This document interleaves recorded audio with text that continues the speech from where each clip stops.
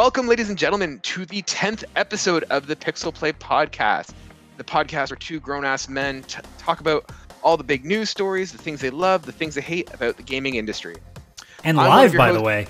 And live this week, yes. I am one of your hosts, Kaylan, aka Ktastrophy, joined as always by my co-host, Adam, CSRadical. Yeah. Adam, how you doing today? I am doing kind of okay. All right. Just kind of? Is it because of the Fall Guys? Well, it's also Fall Guys, but it's only Tuesday, as it is every week on the show, and that just reminds me that I have 3 more days of work left, which is not the most pleasant thing, so I guess you just deal. I had the worst Tuesday morning ever this morning. I got up and it was one of those like, how is it only Tuesday? Like, this feels like I'm already at Wednesday and I'm just starting Tuesday. So I know exactly how you feel. So ladies and gentlemen, for those of you guys who don't know, PixelPlay Podcast, we are a gaming podcast. We typically release new episodes on Spotify, anywhere you get your podcasts, or on YouTube on Wednesdays. We typically record on Tuesdays, and because it's our 10th episode, we decided we are going to be doing it live. So those of you who are joining us on twitch.tv/CSRadical, thank you for joining us. And I'm sorry in advance. We're figuring this out as we go. They know exactly what they're getting into. This isn't high production yet. We're still learning our chops here. So, and if you guys are audio listeners, if you guys are listening to this late, welcome. Thank you for listening. If you're new here and you want to hear more, we have a bunch of episodes on our pages. If you like what you're hearing and you want to hear more, subscribe, hit the like button, tell your friends. We would greatly appreciate it.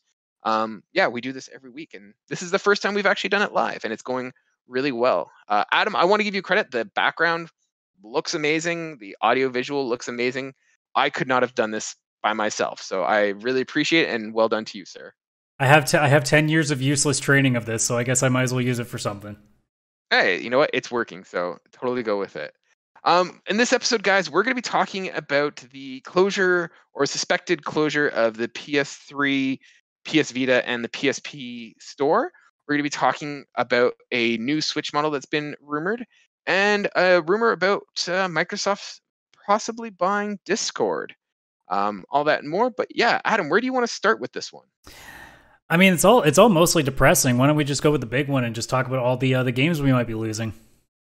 All right, let's do that. So, earlier this week, the website, thegamer.com posted an article by Kirk McKeon, and it's talking about the possibility of the PlayStation 3, PS Vita, and the PSP store being discontinued.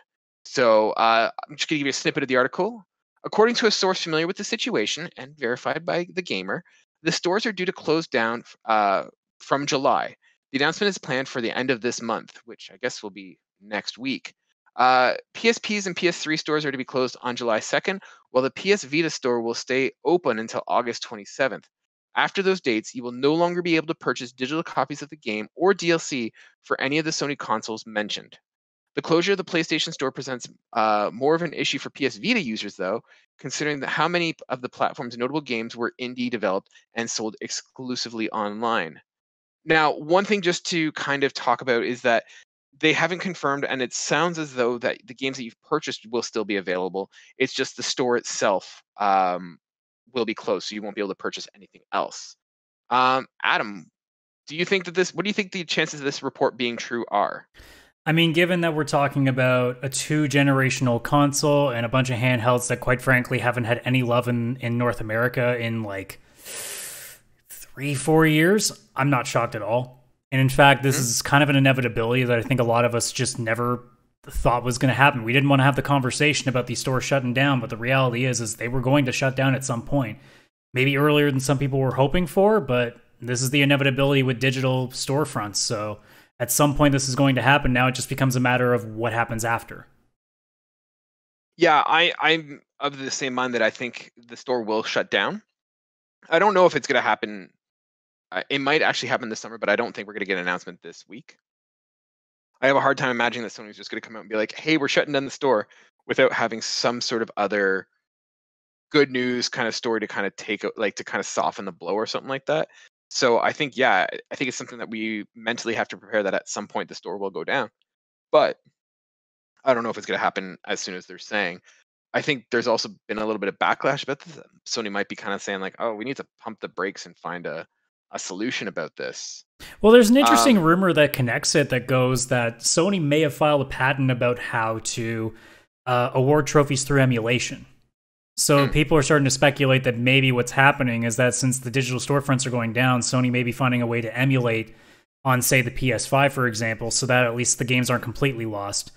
Although my brain would just say, if they're getting rid of the digital storefronts, would that not mean that the likelihood of emulation is not happening? Because that means they're not putting those games on stores either. So I'm not really sure what the plan is, if there is one at all, but I could just see Sony being like, well, we're not making any money off of this service anymore. We're probably spending more keeping these games online than we are making money from people buying them. So, because realistically speaking, like, let's just talk PS3 alone. If you own a PS3 still and you're playing it still, there are one of two things going on here. You either already have all the games you want, so you're playing for nostalgia purposes, or two, you don't have a lot of money, which means you're likely not buying a lot of games either. So, aside from collectors, how many people are even buying the physical copies, let alone digital? Yeah, I think there's probably a little bit more of a market.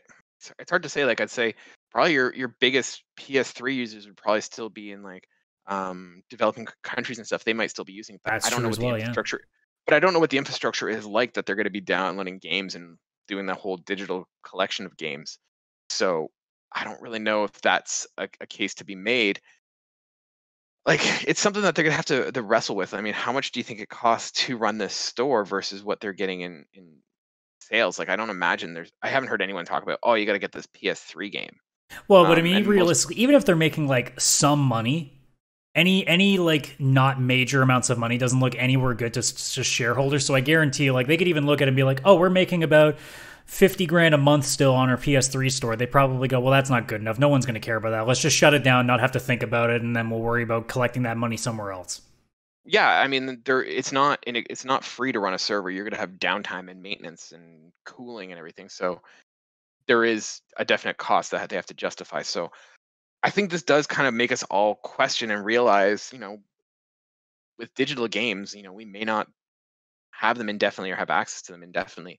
I know they're saying right now that if you bought it, you still have access, but what does that look like? How long do those? Well, the other thing too is, like, can you still download it if it's not already on your hard drive? That's the question, right? Yeah, the impression I have is that it currently is, but I mean, if we're looking like, let's say 20 years down the road from now, PS3 is 30 years old. If I wanted to go and download a game I bought, can I still do that? I mean, I know that's predicated even if Sony still is running, right? Because that's the thing that we saw. That's the thing that we always worried about with Stadia. Say if Stadia ever shuts down, like, you lose all those games if it's streaming. Like, you lose all that money you spent. So it just kind of comes into play with that, where it's like, if Sony just up and folded their PlayStation like company altogether, if the PlayStation brand was completely shut down, let's say some crazy thing happens to Sony, it's all gone. Like, anything digitally you have, if it's not already on your hard drive, it's gone. And then once your hard drive goes, that's it. It's done. Yeah, so exactly. that's the problem with digital. It's the convenience factor on the pro side, but then there's the realities, like we're finding out here with the storefronts being shut down, that is that weird, but this will happen part of digital media that people kind of seem to forget until it happens. Yeah, I mean, if you look at even just examples that we currently have, I mean, if you look at something like PT, when that came out, like, now you can't get it, and the only people that have it are the ones that have it on their hard drive. It also raises the question, like something like Microsoft. If I bought Fallout New Vegas digitally, do I get to have access to it and keep it, or can Microsoft decide, nah, you guys aren't hosting it on your servers anymore? There's a lot of skepticism I have when it comes to digital copies. I generally am a physical gaming person, so like, I like buying my discs and having them, even if I can't update them indefinitely or whatever, and I have to play like the original version. It's still better that I can do that. At least I have that game in my collection and I can open it, 10, 20 years from now if I want to. Adam, where do you fall in the whole digital versus physical gaming? I mean, I lean mostly digital now just because, well, we're in a pandemic. I didn't really feel like going out of my house to get stuff. I don't know what if that'll how much it'll change once we're back to normal. Like, I might get physical copies if there's Like if I can get a copy off of Amazon or EB Games for like $20 cheaper than it normally is on the store, and it's something I really want, then screw it. Once in a blue moon, Cyberpunk was supposed, because here I got the Cyberpunk thing in already. Cyberpunk was supposed to come to me day one physically because Amazon way back when put it on for $50 as a pre-order, and I'm like, okay, $50 for a game day one? Why the hell not? And then they were like, actually, it's not probably going to get to you until like a few days after launch. I'm like, well, screw that. Got my refund and bought it digitally. Thank God for the refund from Sony. Thank you so much for that one. That came in handy. But like, if a deal comes along, physical, I will go. That's why I got the disc version, because there's always that chance that somebody sells it for a ridiculously stupid price, or you get really lucky and you catch the mistake price that's like supposed to be $50 but ends up being $20, and you just snipe it. But that doesn't always happen. But I mean, I leave the opening for physical always, but at this current juncture, unless it's something that I really want and want to guarantee myself to have a shelf life for, I'll just stick to digital, because at least it just saves me the trouble. Saves me the trouble going to the post office, saves me the trouble of having to go see people.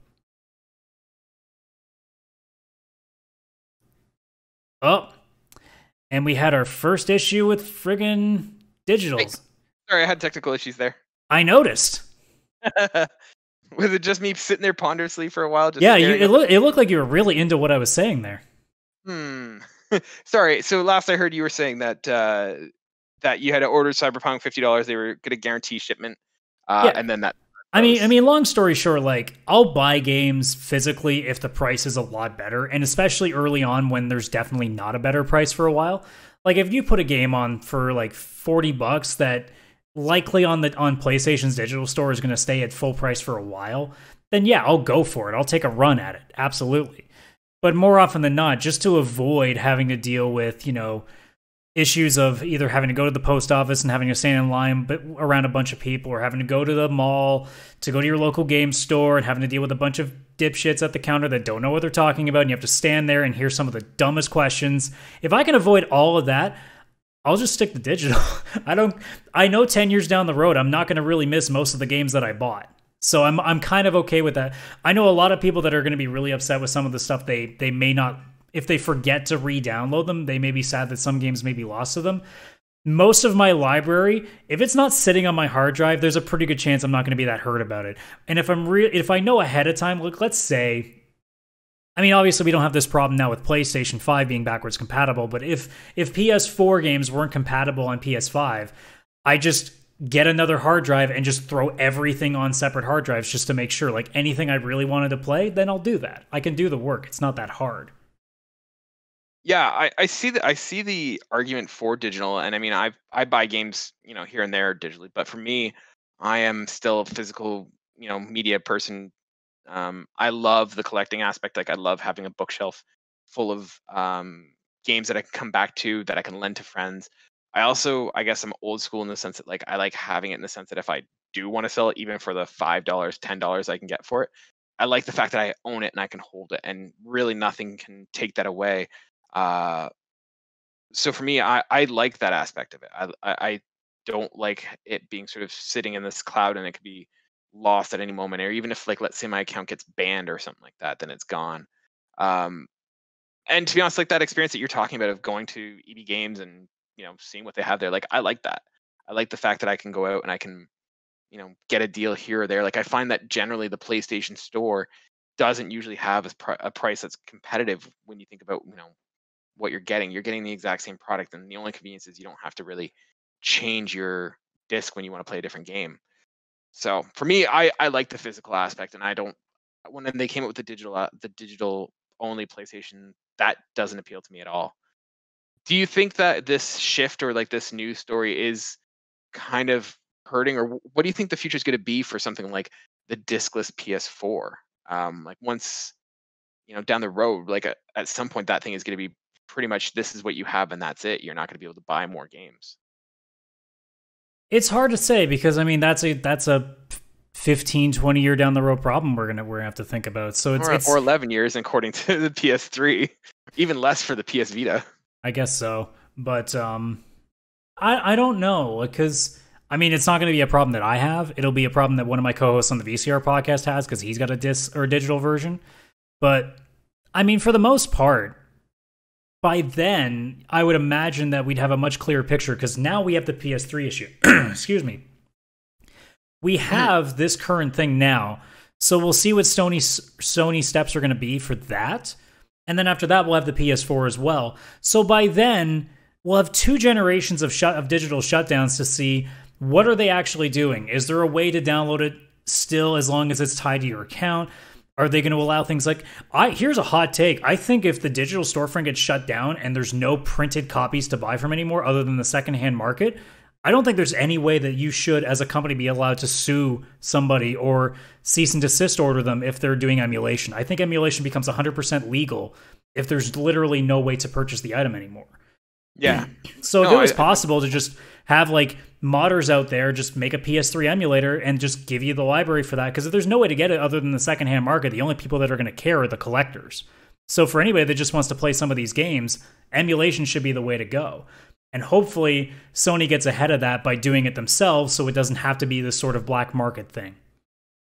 Yeah, I guess I kind of wonder, and I'm not a techie in the sense of I know, back end sort of technology, but I wonder if it's going to be like a larger announcement that, like, if this is just like a tip of the iceberg kind of thing where Sony's like, yep, we are getting rid of the PS3 store and we're going to be launching this new universal store. Like, think about Apple or whatever. Like, Apple's able to have one. They've had the same storefront in the sense that it's not like you can't buy something that was posted there 10 years ago. It's one ubiquitous store, and I wonder if that's something that Sony, Microsoft, or whatever is working on in terms of having one store that's continuous across platforms, and it's not so much platform specific, but just agnostic, that you just access the store no matter what console you're on.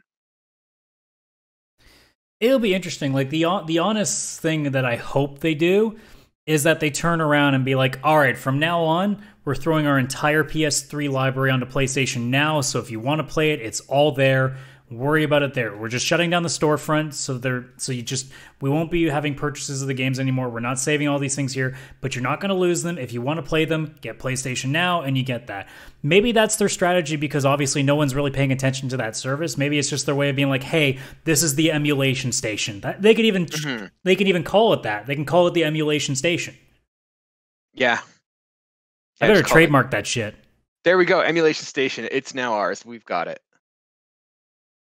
Sony, we are happy to discuss royalties if you'd like to. I mean, it's PlayStation Now, though. I don't know. There's going to be a lot of royalties off of that based on their numbers. There you go. You just change it. It's PS then, PlayStation then. Just rebrand it. PlayStation then. Don't worry about it. It's not PlayStation Now. It's PlayStation then. That'd be amazing to go through all the trademarks and seeing just all the things that we have access to now. Yeah, we've got it there. Speaking of consoles, let's switch over to the next topic. So Bloomberg is reporting that there is a possible new Nintendo Switch coming out. So the article reads, Nintendo company plans to adopt an upgraded NVIDIA core chip with better graphics and processing for a new Switch model planned for the year-end shopping season, according to people familiar with the matter. The new Switch iteration will support NVIDIA's Deep Learning Super Sampling, or DLSS, a novel rendering technology that uses artificial intelligence to deliver higher fidelity graphics more efficiently. This will allow the consoles, which also is set for an OLED display upgrade, to reproduce the visuals at 4K quality when plugged into a TV, said the people who asked not to be identified because of the plan is not public. Analysts expect the new Switch will be offered at a higher price than the current model's $299, a level unchanged since the Switch's initial release in 2017. Bloomberg Intelligence's Matthew Catterman foresees an increase of as much as $100. They say $349 will increase the value proposition of the device, but I still think Nintendo can drive strong demands at $399. Adam, do we need a new version of the Nintendo Switch? That depends. That depends on the games they release for it. That's the answer. If the games that they're coming out with are even bigger and better, if say Breath of the Wild 2 or whatever they happen to call it, is this even bigger, like graphics pushing, like super open world, like 60 frames per second kind of game, then sure. But if the library's still not there, then it's just a waste of money. That's literally what it is. Yeah, like I think about it, and I don't know if it's necessary in the sense that, are you now removing or making your old or initial Nintendo Switch obsolete. Like if you have an upgraded Breath of the Wild, is it just going to be like, is it going to know automatically, or is it going to be a thing where the old Nintendo is holding it back, like the old Switches are holding it back? And so for me, that raises the question. And if it can do 4K, um, if it can do a 4K thing when plugged into the TV, that's once again great. But how are we delivering these games? I mean, there's no internal hard drive within a Switch, I don't believe. And if you look at something like most games now are 100 gigs, like how big of an SD card are you going to have in your system to download and install a game? And I don't imagine that those chips that they have are going to be as well. So you're not going to be seeing, the newest, you're not going to see the next Assassin's Creed being 4K 60 frames on a little Switch cartridge. And I don't see how you're going to be able to download it onto your system. So for me, I don't know. Like I think Nintendo's in a niche where they don't need to have that 4K resolution. I mean, is anyone really buying the Switch as their main console for third-party gaming? Like, I think you might have some families that are, but I think most of the hardcore fan base or the most hardcore gamers, like they have that PS5 and the Xbox for at the Xbox for their hardcore, you know, high-end fidelity graphics gaming, and then the Switch is typically for the Nintendo Switch games, which, to be honest, don't really need to have that amazing graphical fidelity. Yeah, I mean, the reality is too that this basically just screams of what the new Nintendo 3DS is, or what it could end up being is just alienating certain customers because I don't no, there was never a situation where like the Xbox One X or the PlayStation 4 Pro had a specific game for it. They all just ran on them. So I mean, if they do something like that where it runs better on the new Switch, then I don't think there's an issue. But if it gets to the point that the Switch is so advanced that it can handle certain games better, and only those ones are limited to this Switch, that's where the problem comes in. Because that's the point where it's like, why wouldn't you just wait until the next generation of Switches where you just go, okay, this is Switch 2 Electric Boogaloo or whatever they end up calling Super it, Switch. Yeah, Super like, Nintendo Switch. If you're gonna go for an upgrade, you might as well just wait until you make an actual substantial one. If you're going to make games specifically for it. If this is just an upgrade that just runs it better, a la like the PS4 Pro and the Xbox One X, then I don't think there's an issue here. But if it ends up being that new Nintendo 3DS situation, that's another feather in the cap of a lot of people that have a lot of issues with Nintendo, myself included, and this would definitely be one of them. Yeah, I think that's right. And I think if you want to, like, they're talking about the idea that with this new system hardware that you can do the 4K if it's docked into the TV.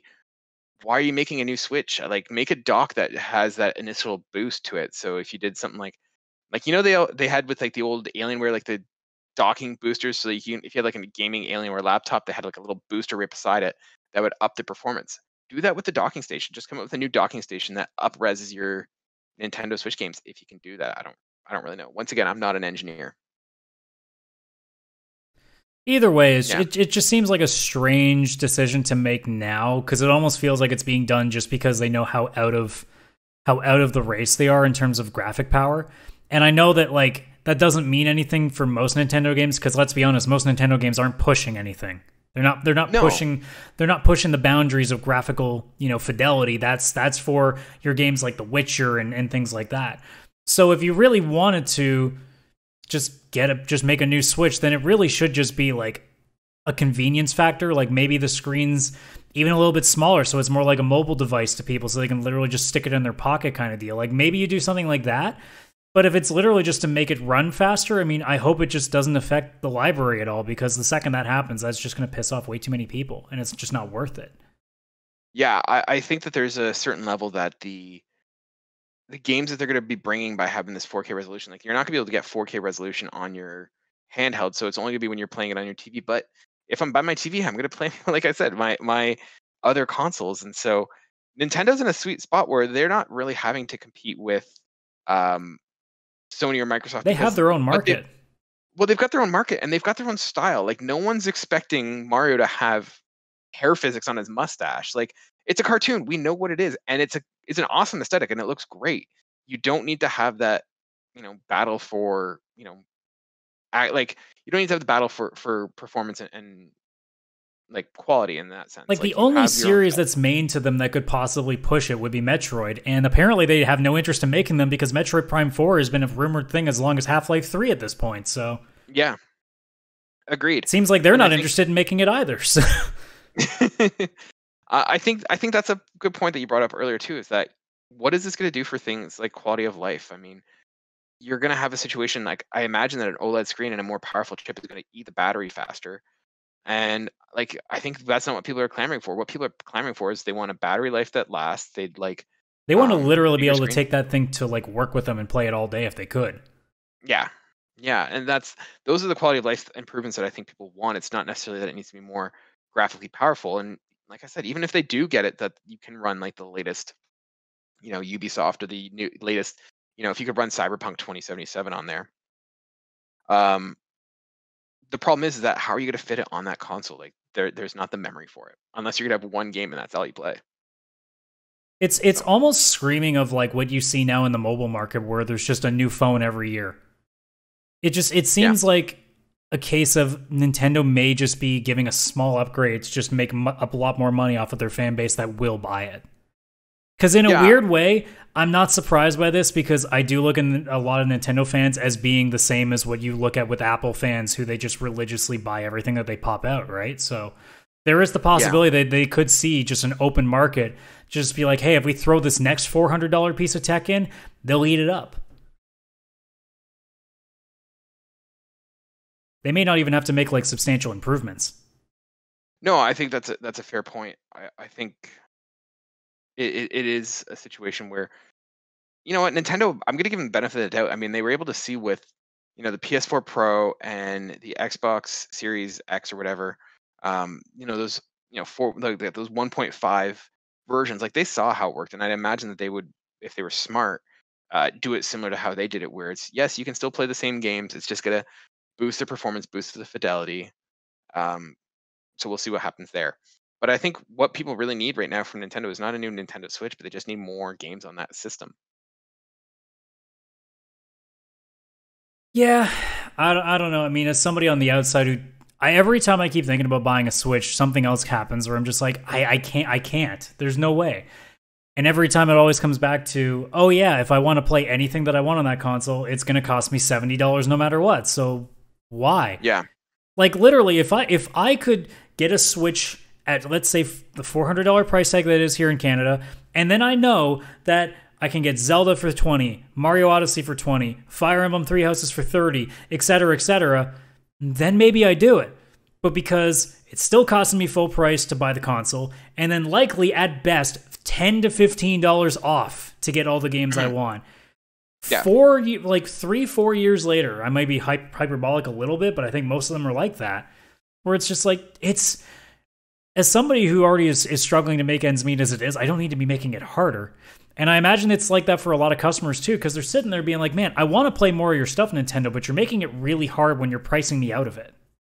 Yeah, I think that's a really good point. I mean, there's really no reason to jump into a Switch now or in 2 years from now or, 2 years ago, because the price is the exact same. Like you want to buy, like Mario Odyssey and Legend of Zelda are what, 2-3 years old now, and they're the exact same price they were when they came out. And I get that Nintendo likes to keep their price to a certain level, and I get that it's a way to kind of keep that, certain expectation of quality. But let's be honest, it's an old game. It's like most people that are buying it don't care anymore. They all have it. Mm-hmm. Yeah, that's the thing. Like, how many sales are you still getting, a month for this game? Everybody who buys a Switch. That's kind of what they're figuring. It's like, you're gonna have to buy these games because that's the best ones. So we're gonna keep it at that price. It's a good strategy if you got your core fan base is just gonna be loyal to death. But the reality is it keeps a lot of people out. Because that's what keeps me out. Because it's not $400 for the console. It's a minimum $600 to $700 commitment if you want to get a decent library.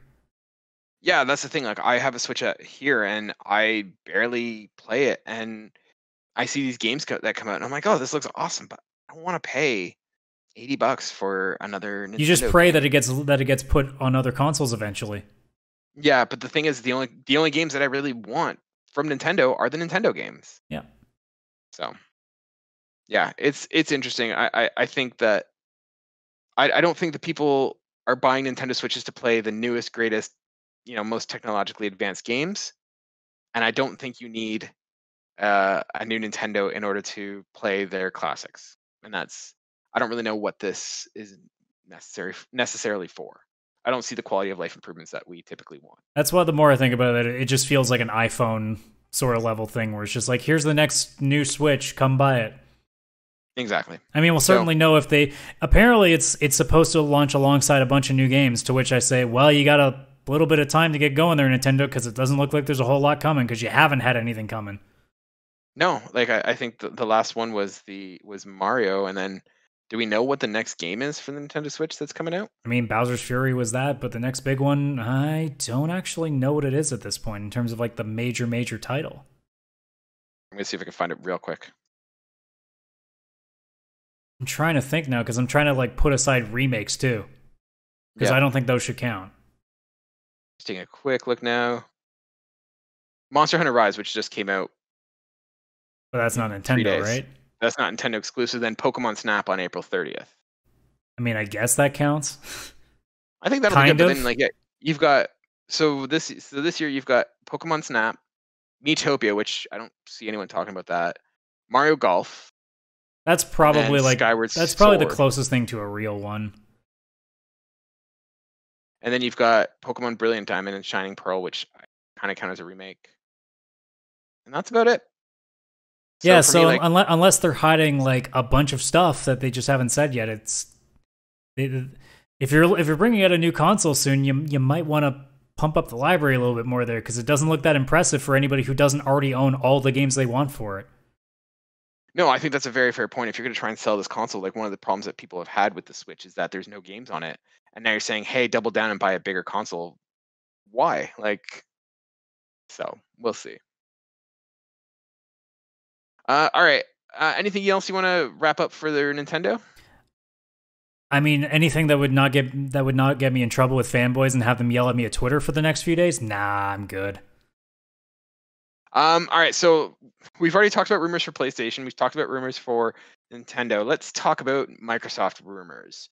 Probably the biggest story, I would argue, of this week so far is the rumor that Microsoft is looking at buying Discord.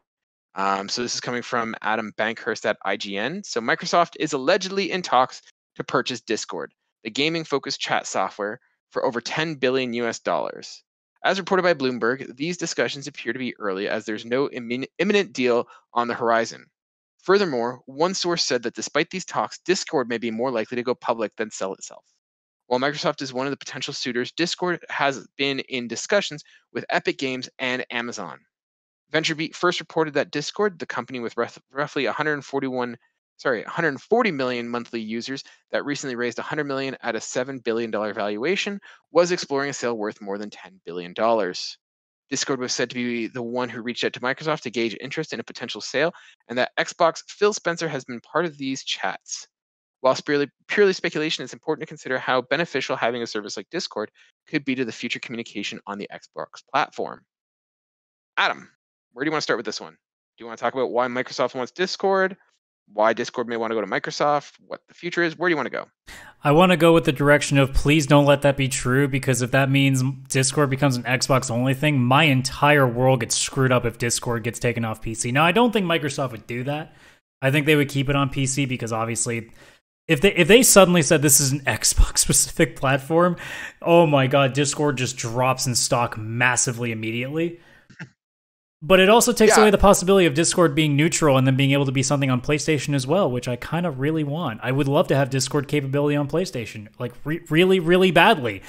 But it's as a whole, the more I think about it, the more I don't hate Microsoft potentially trying to buy it, if that was ever the case, because there are worse people. You mentioned two of them, Epic and Amazon. I would not want either of those two to have it if I had to choose between the three of them. So I would rather get Microsoft. And it's especially not a company like, say, Tencent, who I don't want to touch anything with a 50-foot fucking... Actually, not 50 feet. That's way too short. With a 50, I don't know, planet foot pole. Are we talking like a supergiant, or are we talking like a Pluto-sized planet? Well, Pluto's not a planet, so that doesn't count. Oh, you're one of those. But no, like there are worse options. I mean, obviously, I wouldn't want Apple touching that crap either. But either way, I don't like the idea of monopolization to begin with. So, I mean, when it comes to Discord being bought by anybody, I don't like it because I can't stand the fact that so many services are owned by like a few tech giants. I don't like that shit at all because it just ends up being an endless cascade of things being just ripped apart just to try to make a couple extra bucks, right? Yeah, so let's dial it back one sec. So why do you think Microsoft is eyeing or would consider buying Discord? What do you think their end goal would be? That's a tough question. I wonder if it literally just comes down to just filling out the roster so they have ownership of a lot of things and just can try to find ways to make money around it. Although Discord's really beefed up its services a lot, that it probably does offer a lot of really interesting things. Like you could make a pretty decent video chat service on Xbox if you use Discord. Obviously you can make a podcast on Discord. Yeah, basically. Just saying. I mean, there are a lot of things, not to mention like game sharing that people can do because you can screen share and stuff like that. Like there's a lot of options you could do with it where you don't have to build your own service for it anymore. You can literally just mooch off of what they've done and just kind of take it over. So I mean, it's if Microsoft was ever to buy it, it would be one, just to say it's theirs, and then two, because it's a lot of work that they don't have to do anymore if they want to put it into something like, say, Xbox, for example. See, for me, I think the reason Microsoft might go for it is that like it makes sense. If you think about where Microsoft is heading with Game Pass, like it's the idea that your access to the game is not necessarily through a console, and it doesn't necessarily have to be through Xbox Live to talk with your friends. But if you have a buddy playing a game through Game Pass on the PC, one on the Xbox, and one on their phone, Discord suddenly becomes a good, viable way of just having everyone connect through this one server platform. And I think that might be where they're going with it. If you think about it, most gamers on PC are using Discord. It'd be a natural fit for them to have Game Pass on PC and then have Discord be a way to bridge Microsoft Xbox with Game Pass on PC. I mean, it's complete bias on my point, where it's just I like it being neutral as it is because it's been an amazing platform as it's been already. The second it goes to somebody else, now Microsoft could be really cool and just completely be hands off on it and just let Discord keep doing what they're doing. But then they could also be like what a lot of other companies do, which is take it over, throw it in their stuff, don't really put a lot of work into it, and just try to make it barely work on whatever platforms they want. And then they do a couple of things to start making it more pricey. Like maybe they start charging you to use like specific server thing, like tasks. Maybe things like video chat are put behind a paywall. Maybe there are ads they somehow stick into Discord, which would be a huge pain in the ass for what the service is. So there's a lot of routes that it could go, and I think that's why a lot of people got their guard up when they saw this story, myself included. I think it just really comes down to why would they use it, and as soon as they come out with those intentions, if they were to buy it, that would really tell us right away like what exactly we're coming to expect. But I mean, they've done things like buying GitHub and LinkedIn and have been completely fine, so you never know. Mm-hmm. Yeah, I think the way that they're going is to have that unified communication platform. I do want to bring in one thing that I read when I was looking this up on CNBC, and they were talking about how Microsoft at one point was looking at buying TikTok. They were looking at buying TikTok for $30 billion when Trump was like making it seem like he was going to ban it because it's related to China or something like that. And they eventually backed out. So it could be a situation where Microsoft is looking to get into a social media platform, and they might look at making Discord sort of a gaming-centric social media platform. I mean, or just a social media platform in general. It depends, because I mean, Discord only just recently moved away from we're the gaming like voice chat platform to we're the come here to voice chat platform. So it would be really funny if as soon as Microsoft bought it, it became the gaming platform thing again. That'd be kind of comical in a way. But I mean, the service has been beefed up so much that I think that you can pretty much do nothing to it and just buy it and having under your umbrella and just coast with it. Yeah, I think it might also just be a situation where you think about who might be some of Discord's biggest competitors, and it's Skype and like. Is it though? I mean, what other? I mean, it's basically Zoom at this point, right? Yeah. Maybe Google Hangouts, but not really. Yeah. I mean, it's pretty much Zoom at this point. Yeah, so maybe it might be something that Microsoft wants to recapture that area that they had. So Because they screwed up Skype so badly. Yeah, that would make pretty much, sense. yeah. Pretty much, yeah. Do you remember when Skype used to be a big deal? I almost forgot that I used to use Skype. I remember when ICQ was a thing, buddy. That's true too. That old. Yep. Oh yeah, no, MSN Messenger and Yahoo Messenger and AOL Messenger. I was like, yeah, raised on the streets of MSN Messenger. Yeah, man, putting in those cheesy song quotes and like oh god, nudging people and everything. Yeah. Thank God I don't keep screenshots because the amount of cringe that was probably my statuses in MSN Messenger. Good lord. They're none of us got out of MSN Messenger without at least one or two cringe. One or two. You might want to add zeros to those, my friend. Yeah, that's true. It was it was pretty cringe back then. But like, oh man, MSN days were the best. Until it went away, and then we thought it would never be good again. And then Skype happened, and we're like, okay, this is where it gets amazing, and it's never gonna get better. And then that sucked, and we're like, now what? And then Discord came and hold my beer, and we're like, yay! And then Microsoft was like, all right, we're gonna possibly take that back now because Skype sucks. We're coming back full circle. All of a sudden, Discord gets renamed to MSN Messenger 2.0 just to fuck with everybody. Yeah. MSN Discord. And then we'll be like, wait, when did Microsoft buy MSN? And you just see the story now. And then Disney will buy it in 2 years, and then we'll be back to where it always is. Adam, what do you think the chances that this is actually going to go through, this Discord deal? Maybe like 10-15% probably. Yeah, I think there's probably chats about it, but I think Discord at this point is such a... I was going to say, do you want to say chats or video calls? Yeah, I don't know. I think regardless that this is just... Discord is such a behemoth now, and is such a staple to the internet community that I think they could do fine just doing it on their own and just, like they said, go do initial product IPO, initial purchase order or whatever, and just become a publicly traded company if they want to do it. Like they're fine. They don't need Microsoft. Yeah, I don't think Discord is some like small known thing out there. Like realistically, what's the next thing to Discord? Most people would just if they're aware of it, it's probably like Slack or like Microsoft Teams. Yeah. Maybe that's it. They just want Discord to be Microsoft Teams now. That would be hilarious, actually. Only because like how many workplaces do you think have banned Discord? Yeah, and for sure. So that would be kind of like that would be funny. Yeah, we're now using Discord, guys. Microsoft Discord. What? You already got an account there, Kaylan? Yeah, I got an account already. Don't worry. It's like I'm a gamer. What did you expect? For sure. Anything else you want to chat about with regard to Discord? It's all speculation at this point, so it's kind of really hard to make a judgment call. I mean, it just comes down to like I said, I don't like monopolization, so whenever I see things going on sale, possibly, I'm like, no, don't, stop. Why does everybody have to own everything? Stop.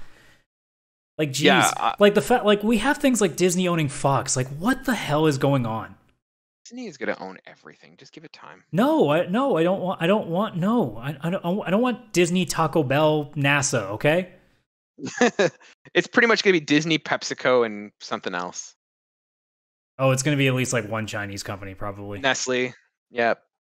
For sure. Nestle has sole leadership over water. God help us. Yeah. We all have to pay our dues to Nestle in order to get Wait. Nestle Pure Life, more like Nestle Pure Garbage. Oh, God.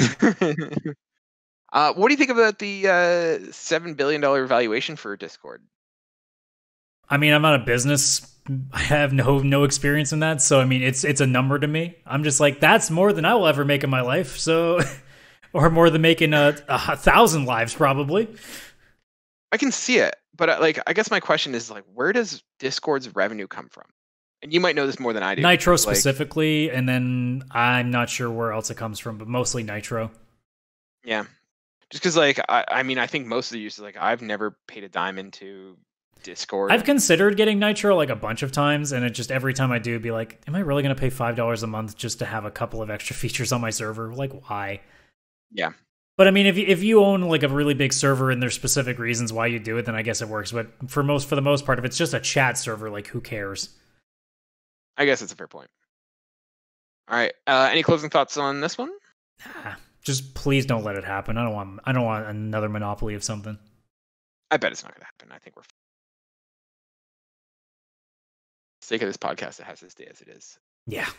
I've talked too much shit about Microsoft and put up Sony way too much for them. Well, that's why you got cut out a second ago. They heard you. They knew it was coming. Yeah, for sure. Adam, anything you mentioned that you had a untimely review for us? Did you want to do it today, or do you want to save it for next week? Oh, it's probably the most timely review I've had because it's probably the quote unquote newest thing I've played that I'm going to review on here, probably. So, all right. Even though technically it's a 10-year-old game.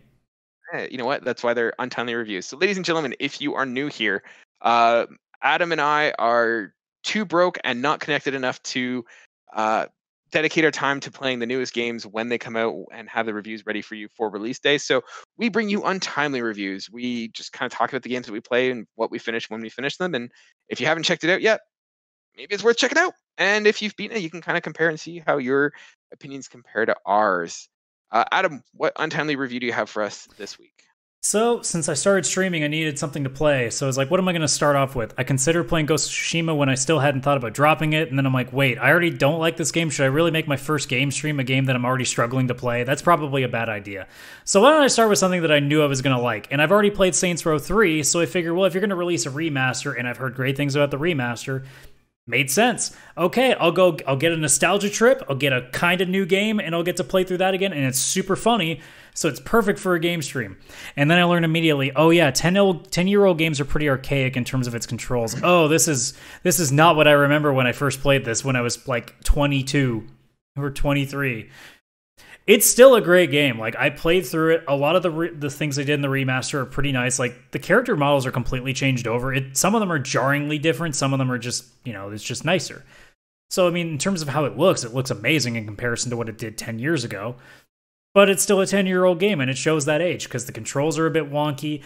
The thing was buggy as hell. It's an open world game, naturally, so there's a lot of crap that goes wrong. You get stuck in walls. Things just suddenly don't work. The AI is just unbelievably horrendous. Like, oh my god. Trying to get into a car and getting them to follow you is like pulling teeth. I'm literally watching like everything else come towards my car except the one AI who's holding his gun, running in circles because there's that one person that's in his route that just makes him go, I can't go this way, I can't go this way, I can't go this way, and just endlessly does nothing. And you just sit there staring at the screen being like, please, I'm gonna die. Just get in the car. Now, is that an issue of like the remaster and how the remaster was made, or is that an issue? No, it was an issue in the original game too. It's just the fact that it's 10-year-old AI, and AI is still pretty bad now, but it was even worse then. It's not good now, but it definitely wasn't good then. But in terms of like the actual game itself, like there were a lot of moments where I reminded myself of why I liked it, and then there were a lot of things of reminding me why I didn't. Like there's definitely a point in this game where I kind of came to a realization that I think I might be getting burnt out on open world games, because even when this game is much shorter and I could just go through the missions, there are still some missions that are just dry as hell. Some of the mini games are not that fun. Like there's one called Insurance Fraud where all you got to do is just get run over by cars and try to chain cars together that you get hit by to increase the money that you're getting for it. The problem is the way that it's designed control-wise is so horrible. Like you hold the triggers down to fall, and then you weirdly glide in the air and you have to control with the control stick or the analog stick, and it isn't like very strong. Like you think you've gone really far, but then if you try to go back the other way to correct the course, you just go too far again because it's not reading properly. So it's a pain. There's some game modes where it's just like surviving waves, but the problem is they give you like weapons that are not very good, and the control, like because the controls are a little bit archaic, doesn't work that well. And then there are just side missions where most of it is sitting in a car waiting for your AI partner to get his ass back in the car so he can drive you all around the map while you shoot with a pistol, because that's the only weapon you got that's decently accurate in a car. And you basically never shoot anything, so you're wasting your time hitting just the trunk, like the windshield of a car over and over again and not hitting anything. And then you sit there, you get absolutely bombshelled by stuff, and then you're just waiting for him to get back in the car again. Like, there's some frustrating stuff. It still makes up for it by having some of the funniest banter, some of the greatest jokes in there, and some of the wackiest stuff in there. But it's also a 10-year-old game, and it kind of showed its age. And by the time I was done playing it, I'm like, I really could have gone without playing this, actually. I didn't So hate then, my time with it, but I also thought I could have just played this for free and I could have just gone back and played the original and gotten exactly what I wanted, and it wouldn't have cost me a dime. So my question to you is, I've never played the Saints Row games. I've heard of them. It's just not something I've never gotten into. Is it worth, like, someone who doesn't have that nostalgia to go in and play it, or is it going to be kind of? Oh, if you're a first-time player, it's so much better. Because basically it's GTA on all the fun drugs. That's really what it is. It's GTA, but if you took that kind of game and then just completely made it like super corny, lots of jokes, no idea is a bad idea. Now, the original Saints Row, that's a different story. The original series was designed to be the Xbox's counter to GTA. And it ended up not doing all that well the first time. So the second round, they started getting a little more fun with it. And then they realized when people started liking that stuff, like there was this mini game in the second game where it was literally you driving a fucking septic truck and just covering buildings in sewage. Yeah, like I've heard some of the shenanigans of the Saints Row games. Like at some point you're the president, and the fourth game you're the president of the United States trying to fight off aliens. You're flying, like you're fighting people on top of rockets and stuff. Like I heard, it just goes absolutely bonkers. Bonkers and bananas. It keeps getting crazier and crazier, and then like all the weird things they have in there, like celebrities that just randomly pop in there, like things like that. So then, obviously, it's a good game to jump into for those who haven't played it.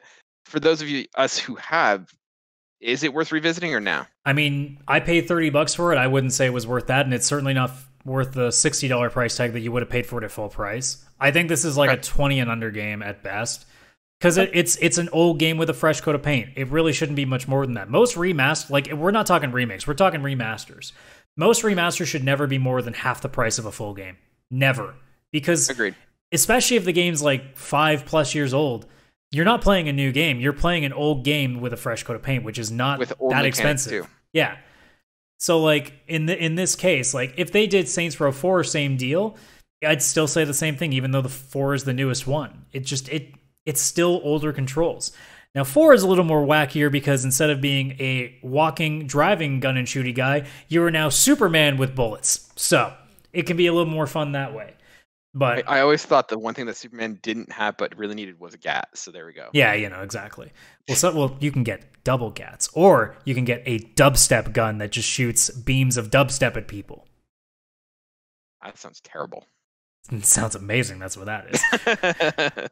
Awesome. But no, as the game itself, it's a fine game. But like, I didn't need the more I thought about it, the more I'm like, I didn't need to play this. I think I played it because I saw like Digital Foundry's review of the remaster and saw like how good a job they actually did. A phenomenal job on remastering the game. They did an overly like excessive amount of work on that game compared to like what a lot of companies do, which is just they up the water physics and like make the lighting slightly better and maybe it's a little sharper. But they went out of their way to make a lot of things very good. It's just the problem is they didn't really do anything in the controls to make it smoother, so it kind of suffers at the same time. So it's a 7 out of 10 at best, because that's pretty, like, the game back when it came out would have been more like an 8. It just, now it's 2021 and it doesn't feel like it needed to be at that price like it was in 2011. The industry's moved on, and it's a relic of the past, and it shows. But if you're a first-time player, like, I would even just suggest just get the original game, because it's probably $5-10. So I know the fourth game completely with all the DLC was like $5 on PlayStation last week. It might still be, but yeah, like that's worth your money because it's $5 and it's a lot of stuff and it's a good time, especially if you've never played it before. But if you've played the game before and you're getting just a fresh coat of paint, it's not worth a lot extra. Sure. Cool. Yeah. Awesome. I think that about concludes everything. Anything left on the table you want to talk about before we wrap it up? The side note is playing that game on stream is weird because you can't play the music because you don't want DMCA copyright worrying. So playing games without music is very jarring, and I did not like it at all. I got to the point where I put my background music before my stream over top because I'm like, I need something to listen to. This is so weird. It really tells you like how much music actually adds to an atmosphere when you play a game. It really does. Oh yeah, for sure. I think it's one of those things we take for granted, but like if it wasn't there, we would definitely notice it. Yeah, like we listen to soundtracks. Like everybody knows the Mario theme, but does anybody really know like most of the music from the new God of War game? No, not really. But you don't have to because it just puts you in the moment. Exactly. Yeah, it's one of those like. There's a couple soundtracks that stick out to me. Like if you think of like The Last of Us is like one for me. Um, Infamous has a pretty good one. Like I sometimes listen to them in the background, but you know what? This might be a topic that we have to like kind of put a pin in, and we can definitely do it for one of our press pause episodes. Like Probably. best game soundtracks Yeah. that aren't Mario. Okay, well then, from 1 to 10, Final Fantasy this, Final Fantasy this, Final Fantasy this, that would be most of my list, by the way. Right, we'll if there's one thing JRPGs are good for, aside from a lot of good story and character development, god damn is it music. Yeah, I tried playing Final Fantasy VII, the remake.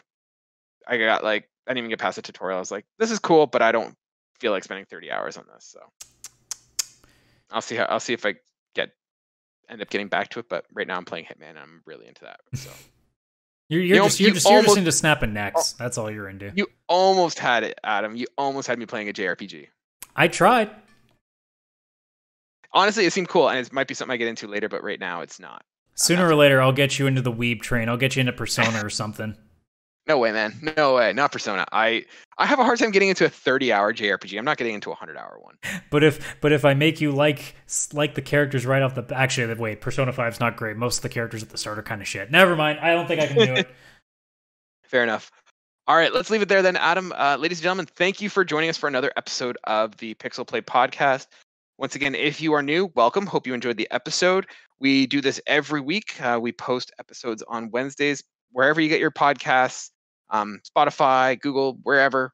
And we're also posted on YouTube. So subscribe, leave a comment. If you have questions, feel free to email us at pixelplaypodcast@gmail.com. Our socials are PixelPlaycast. So follow us there. Yep, all down here on the below if you're watching us on YouTube right now. I'm like, wait, I'm mirrored. This is wrong. They are generally here. So yes, go in, take a look. We appreciate those of you who've been following us from the beginning. Yes, and with that, that's another episode. Thank you so much for joining us, and have a great week. Bye for now.